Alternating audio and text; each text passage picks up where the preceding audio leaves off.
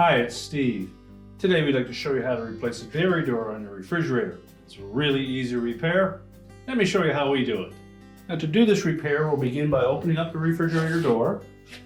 If the old dairy door is still intact, we simply need to release that from the inner door liner by pulling it away from the door liner, popping the pivot pins out of the two receptacle holes.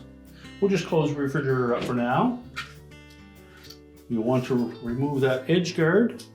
Simply grasp it with your hands and pull it off. You discard the old door.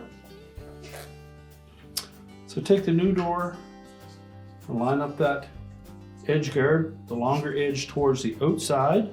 Simply snap it right onto the edge of the dairy door. We'll open the refrigerator up again. We begin by inserting one of those pivot pins into one of the holes. Flex that liner in the door enough that it fits in the opposite side. Now, to prolong the life of that dairy door, we suggest that if you take it off to wash it, that you use only a warm water solution and a mild detergent, and always make sure that the door can close fully before you close the refrigerator door. And your repair is complete.